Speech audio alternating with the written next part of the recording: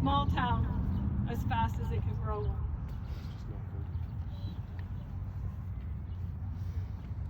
Sorry. That's okay.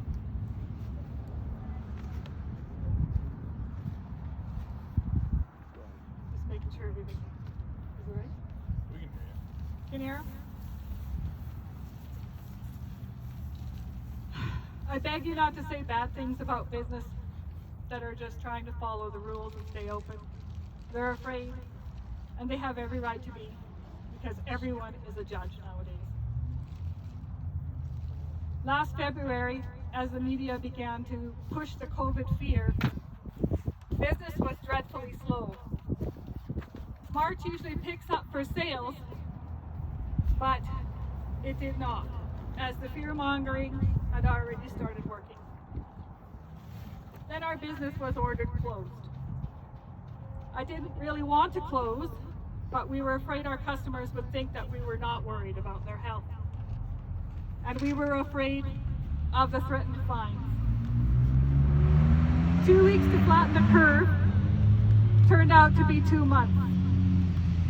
We are lucky because our business loan is a line of credit.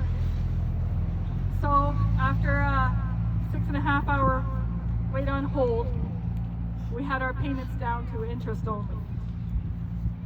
Of course, we still had money going out and none coming in, and that's not how business actually stays in business. When we were finally able to reopen, business was good. People were afraid to leave town, so they were actually shopping local. However, as fall approached, the second wave of fear began, and the government began to talk about what response they would have. Business dropped. Then Alberta put the new measures in, and business dropped. The town had talked about a mask mandate. I wrote an email to the mayor and to the councillors asking them not to put one in. I said that it would drive our customers to either don a mask and go to the city or back online. They didn't listen. Business dropped again. Then came the province-wide mask mandate. Business dropped. Then the closures of the salons, the restaurants, etc., and business dropped. School classes were sent home, then a longer Christmas break, ending with online learning, and business has bottomed out, which is where it is today.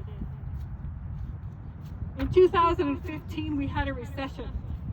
For a year and a half, we did not make more than the interest payments on our loan. We debated closing. The stress level was here. The truth is that despite everything that's gone on, we've actually made more money this year than we made in 2015. However, the stress level is here. Fear of the virus by our customers, neighbors, friends, and family. Fear of new government regulations. Fear of masked people that you should know, but you don't know because their face is covered. Fear of snitch lines.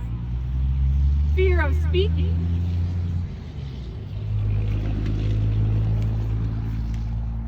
Fear of being canceled.